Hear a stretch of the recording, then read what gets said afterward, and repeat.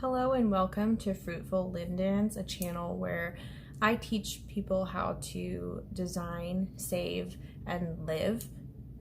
Today we're going to be going over how I set up my budget. So if you have not seen the video where I set up my sinking funds, you can go check that video out on my channel as well. It is my only other video at this point. This should be fairly easy to find. And I want to start by setting up my calendar so that I know when my bills are due, and this is the basis for my entire cash budgeting system. So I'll go ahead and start writing those down. I already made a list of all my bills and when they're due, so I'll go ahead and write those down really quickly. So the first one that I have due is rent, which is $628. However, I've already paid it for the month of June, so I'm not going to include that here because I technically pay half a month in advance. I'm half a month ahead. So last month I paid for June's rent, and then in June I'll be paying for July's rent, which is this 01 right here for July 1st. So I'll go ahead and put in that I'm going to pay half of that. Like I said, I'm half a month ahead. So I pay half each paycheck because I get paid bi-weekly.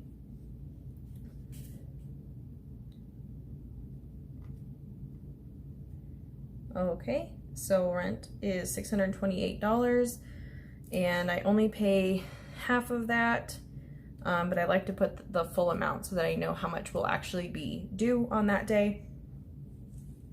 And then the mortgage is also due the same day.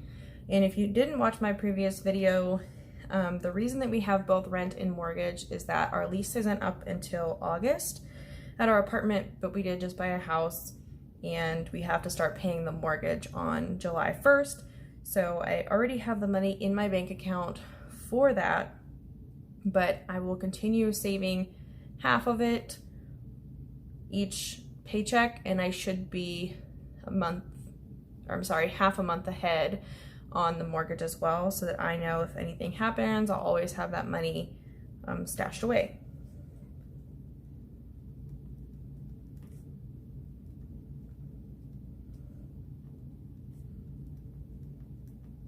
And our mortgage, sorry, maybe you can't see that. Our mortgage isn't actually $1,000. It's about $987. However, I like to trick myself into thinking I have less money than I actually do, so I just end up making larger payments. I do the same thing with my car payment, and that way I'm just adding a little bit of something extra onto the principal when I do make those payments. Obviously with rent, that's not something I can do because it's rent. Okay, and then the next bill I have was due on the 10th, and that is Pandora. So I'll go ahead and write that down, even though I've already paid that. That was $5. And my car loan is due on the 11th. I'll just put car, and that was $200. And it was actually, I'm only supposed to pay $191.76 for that. But I just pay $200 every time. And I'm actually to the point where I'm a full payment ahead. So if I ever wanted to skip a month, I could. Okay, my next one is my federal loan. It's also due on the 11th. And that is normally $245. And then I do have 2 credit cards that I use somewhat occasionally, but I usually just pay them off as soon as I use them. And those would both be due on the 14th, but since I don't have a balance, I'm not going to write those down.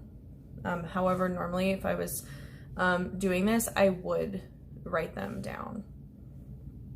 Okay, the next bill is Planet Fitness, and that is due on the 17th. And they actually just started charging for this again. Since they had been closed for a while, they weren't charging while people obviously weren't able to use the gym.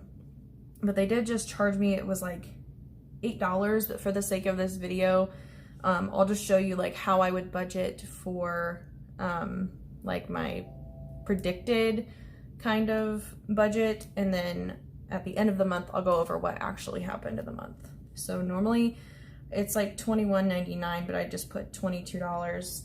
I don't really want to deal with 1 cent here or there. And then the last thing is my Discover loan, and that is a student loan, and that is $355. Again, I pay extra on that, and I put the extra towards principal so that I can pay down those debts a little quicker. So between my 2 student loans, which is the federal loan and the Discover loan, I pay $600 a month is basically how I came up with that number.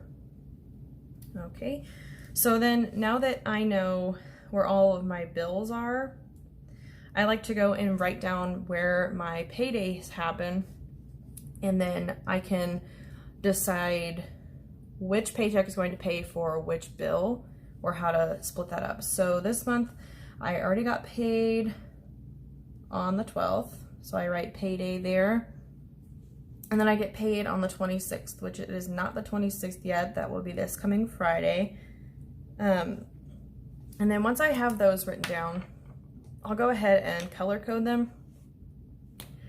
So basically this payday that I already had paid for Planet Fitness, Discover, and that was it for that one. But like I said, I'm always half a month ahead, so basically this paycheck and the paycheck before it paid for Planet Fitness and Discover. Now Planet Fitness I usually just do off of one paycheck because it's such a small amount. However, this $355, I will be saving $178 every paycheck towards this. Since I am ahead, I have time to catch up with that and start saving that $178, which will actually come out to like $356 instead of the $355 that I have been paying in the past. Okay, and then this payday will pay rent and mortgage. Again, I'll only be paying half of those from this paycheck because I already have half of it in the account. And actually for the mortgage, I have a full month's of mortgage in there, so I'll have about $500 extra in that account to roll over. Okay, so that is how I set up the monthly view. And the next thing I do, I'll zoom you guys out a little bit, is I use this Budget Mom system. I'm sure a lot of you are familiar with. If not, it's a really good resource. I really like the format, and that's why I chose to use this one. But basically, you take that information that you just wrote down on your calendar and you transfer it to here, but you include your income. So to set up your budget, you should have a pretty good idea of what your paycheck is going to be, or at least a really good guess. So my paychecks are usually about the same, with a few exceptions. So I'll go ahead and write down what my paycheck is going to be, and then I'll go ahead and write down that this is going to be the 6/26 paycheck for 2020, just so that I know which paycheck is which. Okay, so then my paycheck is normally $1,357 as like a base amount, and some change, but I don't really mess with that. I just leave that in my account. And then this paycheck, I ended up buying a course where I can take practice exams for a test that I'll be taking next month, and I just really wanted a study material, so I went ahead and paid for that. But my company does reimburse me for that since it's continuing education or professional development for my job. So I'll go ahead and write that in here. The reimbursement did get approved, so it should be coming through on this paycheck, and that was about $13. Okay, and that should put me at $1,370 budgeted income. And then at the end of the month, I'll come back through and put what I actually made, but this should be pretty close to accurate. Okay, and then for my bills, I just go ahead and transfer the things that I have to pay for this paycheck only. So that would be my car. And I make a little note that it's only half. And rent is only half. Mortgage is only half. And my Discover loan is only half.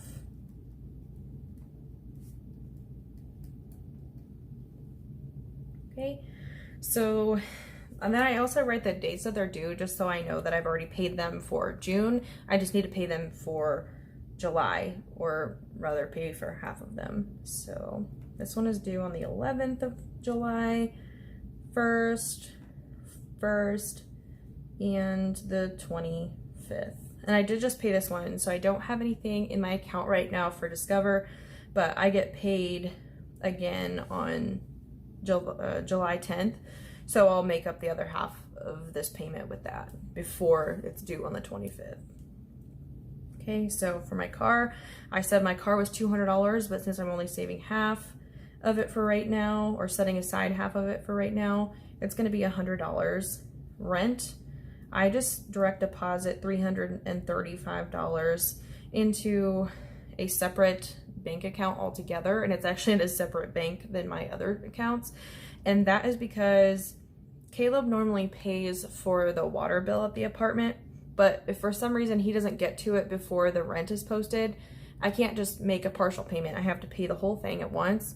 So what I do is I make sure I have enough in there to cover that, and then if I don't use it, that's great. It's a little surprise for myself at the end of the month. Oh, I've got extra money in there, usually about $40 a month, and I haven't touched that in a while, so I should have about $40 extra in there right now.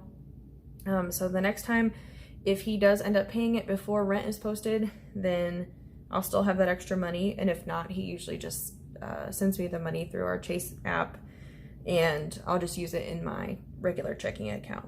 Okay, so for the mortgage, again, half, it's gonna be $500.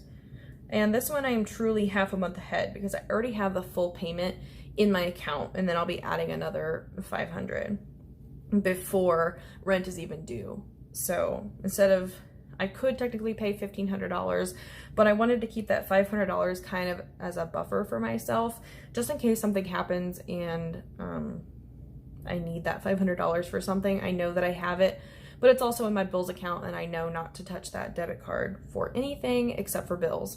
So it's a little bit of an emergency fund, but not really an emergency fund. And then my Discover, I'll pay half of that, which would be $178. Okay, and then my total would be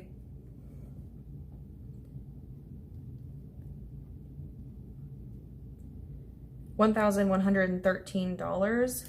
And if you subtract that from my income, I have left over $257. And you can see here I'm getting down to the wire. You're probably wondering how I'm going to stuff my sinking funds and still have money for my normal expenses. However, since I'm paying rent right now too, it's going to be a little tight until halfway through August, when that amount drops off of my paychecks and I can start putting that into my sinking funds. So yes, the sinking funds are a little scarce right now, but they will pick back up when I don't have to pay that anymore. Okay, and so you just carry over this $257 that I have left over down here. So I have $257 left over. And these are the things, these are envelopes that I have here in my wallet. And I'll go over those in just a second and show you what's inside of here, because this is really nifty. I got this off of Amazon, and I will link it down below. But first, let's get into what my normal expenses are and the things that I'm not willing to give up. Most people would probably consider like fun and date night to be a sinking fund. However, I'm not willing to give up my lifestyle just because I'm paying rent and mortgage at the same time. I'm just not willing to give up going out with friends, eating out, things like that. So I will go ahead and write those down. So the first thing that is absolutely necessary is gasoline for my car, because if I don't get to work, I don't get paid. So that is $60 every 2 weeks. Yes, it takes me about $25 to $30 to fill up my car, and I usually have to fill up once a week. So, because I do live about 25 miles away from work. So $60 is usually what it is. Sometimes it's a little less, but I don't think I've ever really gone over that amount. I used to budget 70 when gas prices were a little higher, but again, I never went over 60. So I reduced that a little bit. Okay, and the next thing is groceries. Can't live without food. Can't eat out all the time, so you need groceries. And I'm really bad about that. I would rather eat out half the time, but I'm actually a really good cook, and groceries save a lot of money in that regard. And I budget $80 every 2 weeks for groceries. And this is not the only fund that Caleb and I have both for groceries. He does pitch in. If I need him to pick something up, if I've forgotten something, he usually does that. Sometimes we go back and forth on groceries. It really just depends on what we need in the house. And then dog food, because I love my dog and I want him to be happy and healthy. And he's so finicky about food. Like if you give him the wrong food, he just can't handle it. And he's sick for like a couple weeks. It's a whole thing. And that is $20 every 2 weeks. And we usually have to buy a bag a month. So that's about $40. His food is like $33 or something like that. So whatever is left over will probably end up going in my 1s and 5s challenges, because there should be about $6 or $7 left over from that. And then the last thing that I mentioned earlier was fun/date night. And really this is just like our eating out and going out to the bars fund. If we don't use it, great. If we do, okay, fine. So that's $40 every 2 weeks, or $20 a week. We try not to go out every week. We might go out every other week, maybe once a month, but right now we haven't really been going out to bars. We've just been going out to eat here and there, fast food, whatever. So I like to put some money in there, and no, I don't always pay. Caleb does pay sometimes. Okay, and then, so the total for these, as I'm sure you can tell, is $200. And that would leave me, from the $257 would leave me $57. And then that $57 carries over to my sinking funds. $57. And if you watch my sinking funds video, you saw that I prioritize my sinking funds based on order of importance. However, I do keep that in mind, but if something's coming up and I know it's coming up and I need to start saving for it, I'll go ahead and put that in front of other things, just kind of on a whim. So right now for gifts and birthdays, I know that I have, some of my friends have birthdays coming up, so I want to make sure that I have at least something in there. You know, my friends don't expect a lot from me, especially because they know I'm going through this journey, but it's just a way to show that you love them, even when you can't always be together. Okay, so for gifts and birthdays,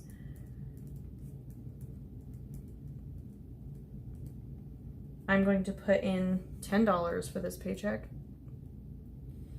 And we also have a lot of people in Caleb's family who are pregnant and about to have kids, so we'll have to have gifts for that as well. Okay, and then Christmas is its own category. Because I would say like gifts and birthday also includes like other holidays. But Christmas is its own category because it's one of the higher spending holidays. And for that, I'm going to put in $20 because I think I have like $20 in there, and my goal is $500 by the end of the year. So we'll see about that.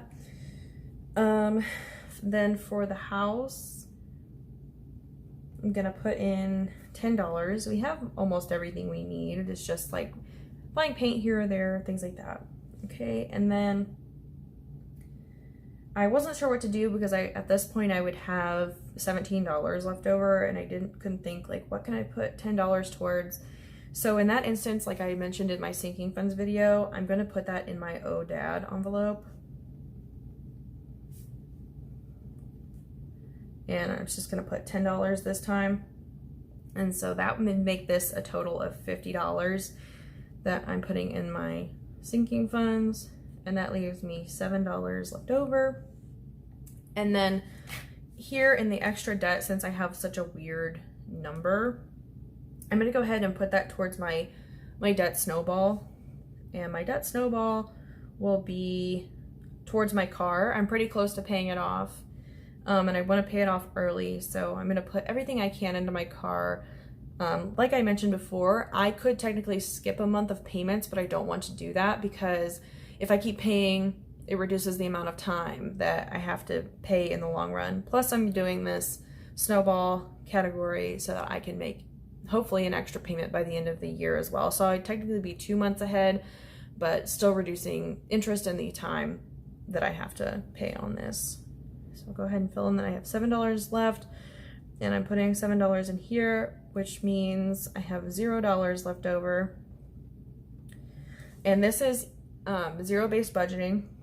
And so basically, everybody says it's giving every dollar a job. And I don't always agree with that because some people have like miscellaneous funds, and that's not really giving every dollar a job. That's like, if I mess up, here's that money, and I kind of did that here with the mortgage. So I don't think that I gave every dollar a job. However, it's good enough, and I'm the kind of person that likes to like hide a $20 bill in your coat pocket for the next year, and then you find it and you're so excited. I like to hide money from myself, so I do that by overpaying on things, putting just like $5 extra into direct deposit, things like that, so that, you know, I have a nice little surprise at the end of the month. Even though in my head, I know exactly what I am doing. Okay, and so then now that I have this all written out, there are only certain things that I take out in cash. So I'll go ahead and put a little dot next to the things that I take out in cash. And so gas, I pay with my debit card. Groceries, I'm gonna start taking cash out for. Dog food, and then date night, because I like to have cash for tips and things. Okay, and then for gifts and birthdays, I'll be putting that in a sinking fund envelope. And then Christmas will also be cash, home is cash, and ODAD is cash. Okay, and then snowball would also be cash. So my total for cash looks like it would be 140, 150, 160, 70, 180, 190, $197 in cash, if I did that correctly. So then I just go here, and I'm not going to do this on camera, but I would just go and fill this out and say what envelopes I'm getting in cash, the amount, and then the cash breakdown will tell you how many of each bill that you need to get out of the bank. And then with this kit, you get little like cards that you can cut out, and you just hand that to the teller and say, I want this denomination of bills, and they will give you that. Okay, and I'm sorry if you hear little dinging noises in the background. That's my Ring doorbell letting me know that there was some motion outside. Okay, so the part that everybody is probably waiting for, or maybe highly anticipating, was what's in this purse wallet. It does have a strap.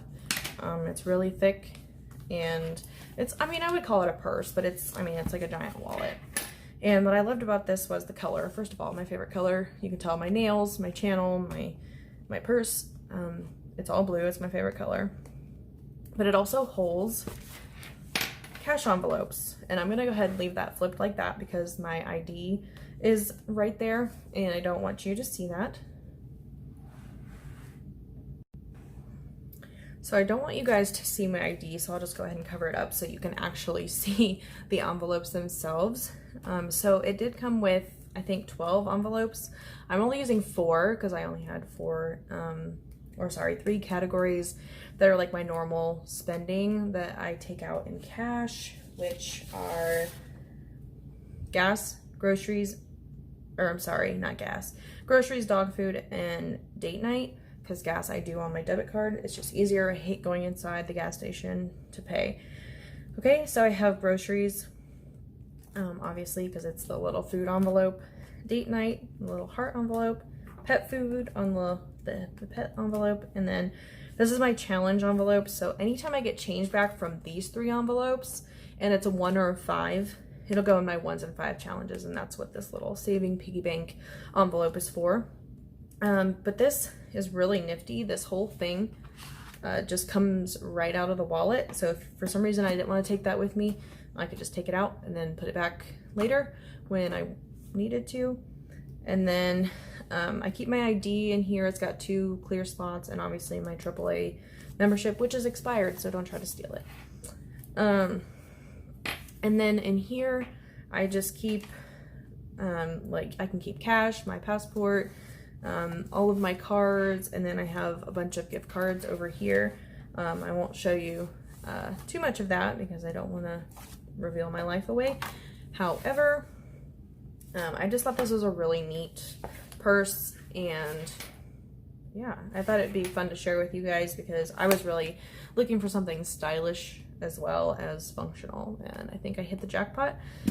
Each envelope did come with these budget sheets, and I'm not going to use them in this wallet because I don't keep track of like exactly what I spend like that.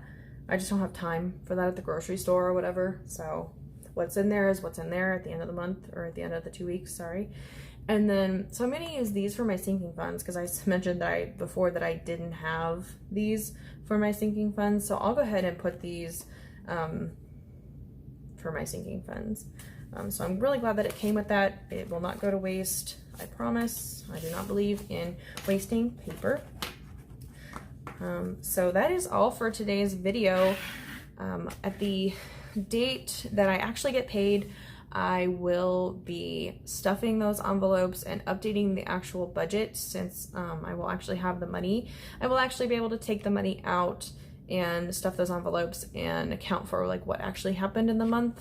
And I'll let you know if I spent any money since the last time that I put money in my sinking funds, which I'm hoping that I don't, but a lot can happen in a week. So thank you for watching this video. If you liked it, please hit the like button. Please also subscribe and hit the notification bell so that you can get a notification every single time I upload a new video. Thanks for watching.